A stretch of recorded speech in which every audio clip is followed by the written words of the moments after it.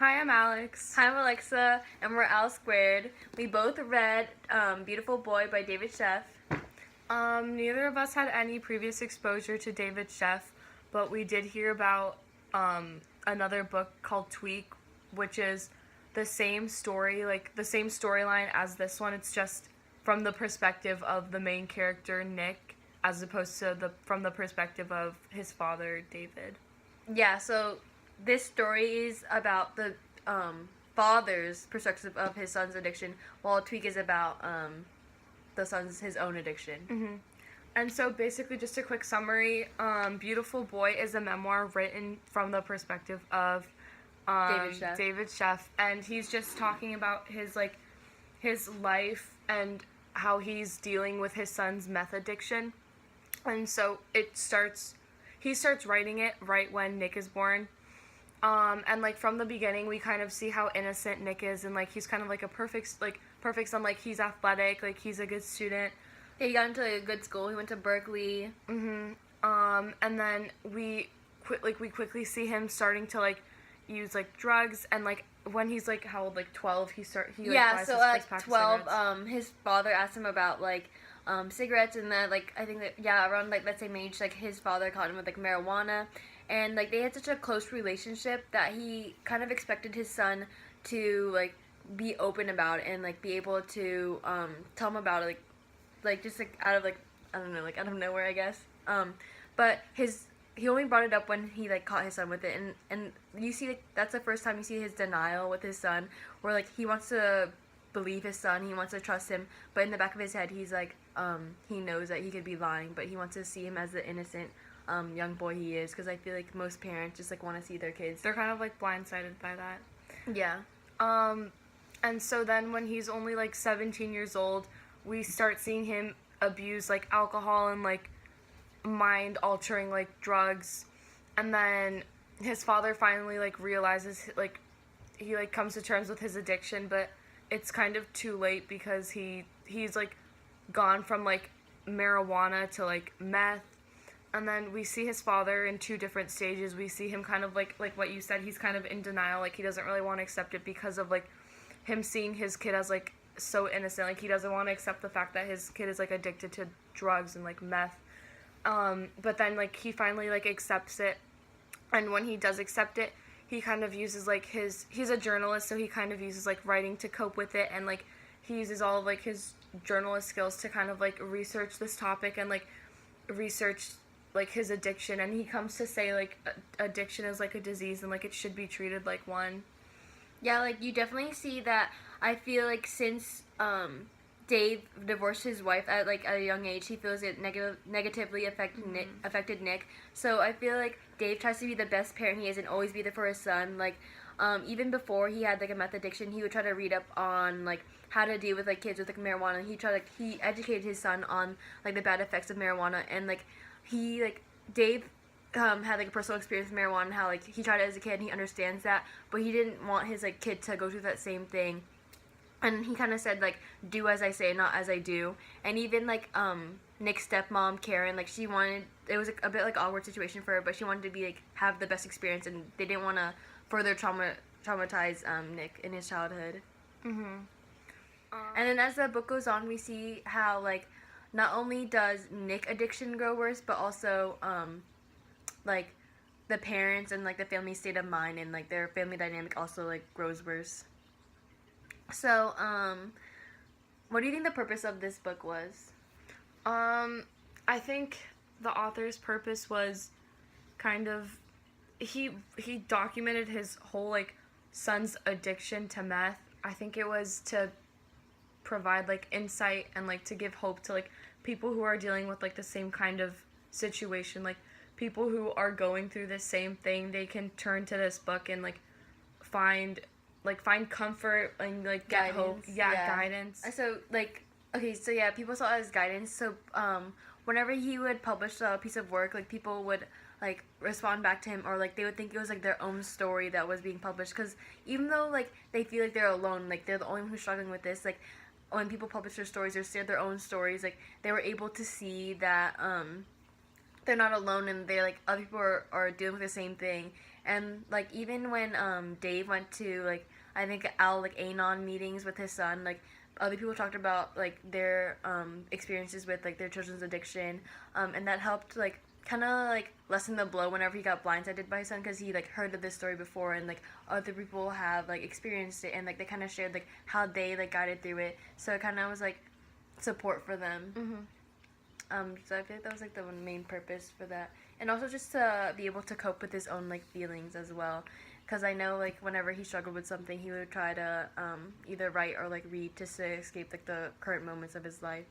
Right, and like I feel like this book was just a way to not only help himself but also help other people, because like what you said, like writing was his way of kind of dealing with like the whole situation. So him writing this helped himself, and then like other people got like, got to know. Got to see like the story and Yeah. how like they could be struggling through the same thing, and like there is hope, and like there is like a light at the end of the tunnel, even though it isn't like a perfect kind of stepping stone. Like it's not gonna be a perfect path. Like there's gonna be struggles. Like honestly, like Nick has like relapsed like many times, but like his father's still there, even though he doesn't want to be there for his son. Like he still at the end of the day will like try to still hope, even though he knows he will like get hurt by it. And like kind of like bouncing off of that, like Nick's father does like everything in his like he does everything he can. Yeah, to he was so help his- dedicated. right, like he devoted so much time and like effort into his son's like overcoming the addiction. And I feel like that kind of goes back to like his addiction, like Nick's addiction became his father's addiction, like trying to like help Nick's addiction, like overcome Nick's addiction of meth, like that became his father's addiction. Yeah, because he wanted to research so much. Like he didn't want like his son to be suffering. Like I feel it's honestly really painful to for a parent to watch their son like slowly killing themselves. So what are the elements that stand out to you? One of like the most important, or like an element that stood out the most to me was I think David Sheff was trying to like tell his audience that addiction isn't like a personal kind of problem. Like addiction is a problem that affects like the person who's addicted, but also like everyone who's like surrounding him, or like the people who like love and care about him, because like he not only like explains that in his book, but he kind of shows it, because Nick wasn't the only one who was like dealing with or like suffering from the addiction. It was like Nick, it was his dad, it was his like stepmom and his like younger siblings. Like his parents put in so much time and effort into trying to research and like write about all of his like about the addiction to try to overcome it. So it wasn't obviously just Nick, it was everyone else who was like seeing him suffer and like you said, kind of like slowly kill himself. Yeah, like you see like his father's like mental state kind of like deteriorate, I guess. Like, he's always like because he was so like anxious obsessed, and like they stayed up so many nights just like waiting for their son to go home, and like whenever they thought he was better, like it literally like emotionally like affected them like a lot. Because I think from outsiders, like they're like only like the meth addiction, like the meth, like the person addicted to like something is like the one who's affected and the one who's really suffering. But honestly, like it affects like a lot of people around them. The element that I really liked was like he used a lot of illusions. Like he used like Kurt Cobain or like Nirvana or like other books and stuff like that. Like he quoted, and like how like whenever he tried to open himself up to help his son, like he honestly was opening up his like heart and like opening him up to be like hurt in the end. And then I feel like he's hoped every single time that he would actually like be healed, but then he would just relapse. Yeah.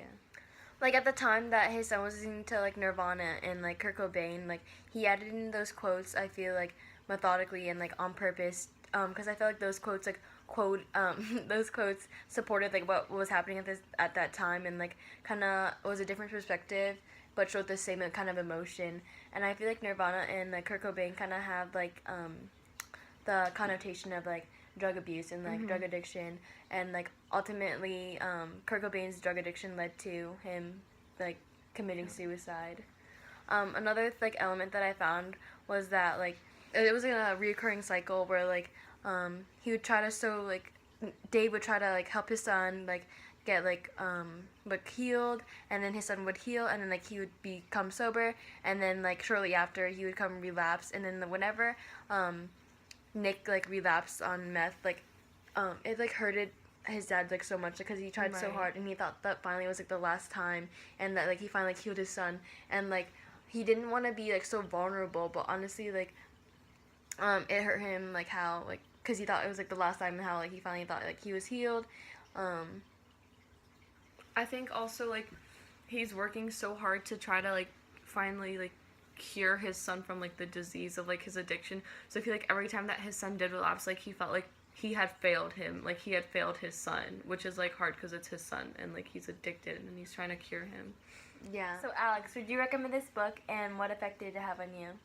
I would recommend this book because I think it's just like it gives you general knowledge and it gives you like new information about like this like kind of situation like addiction, and it's just kind of it's interesting to like learn about a new perspective, because usually like books on like addiction, or like I've never read a book on addiction, but I would assume that it was from the person who was addicted, like telling like how they overcame their addiction. But this one is like a whole new different perspective. It's like from someone who like loves the person who is addicted, so it's kind of like showing like their suffering. Yeah. Like, I like the new perspective where it's, like, because usually you see, like, people, like, with their own, like, addiction, their own suffering. Yeah. But you also see that, like, that family members suffer. And I thought it was, like, a cool new perspective. And I also would recommend this book because I feel like you see to see, like, the emotion, and it's very, like, I feel it's very suspenseful because, like, I think he did this on purpose, but, like, he every single day that Dave, like, Sheffield dealt with his son, like, he didn't know, like, what was going to happen. He didn't know, like, if his son was gonna come home. He didn't know if his son was gonna, like, if he's gonna call, like, hey, like, your son is dead. And I feel like they definitely feel that suspense, and I like how it goes through, like, literally, like, the day that he was, like, born into, like, their current, like, trying to help him with rehab. I like that. Yeah, and I feel like it was just, like, a very sad story, honestly, because like obviously we're not parents, and I feel like it just helps us see, like, another view of, like, our parents and how, like, they, like, are ultimately always wanting to help us, and, like, literally, like, through addiction or, like, through anything, they'll always, like, be there. Right. And, like, I think it shows, like, the pain and stuff like that. And also I feel like I like how he give, like he fit in, like, life tips, like, kind of like that, like how, like, he was, like, how, like, I helped, and, like, how it showed how he was very understanding with his son also. Right, and it just kind of like it proves like what you said. It kind of proves like parents' unconditional love. Like, despite the fact that his son was like, he like knew that this was a gateway drug, like he did it anyways, and he kind of got himself into it. Like, his father still did all that he could to kind of like help his son like get out of this addiction. Yeah, I just like to see, like, his, like, raw emotion, because, like, sometimes writers like to hide it, like, what they're truly feeling, but I feel like he was just very honest with his writing. This is a good book talk. Bye.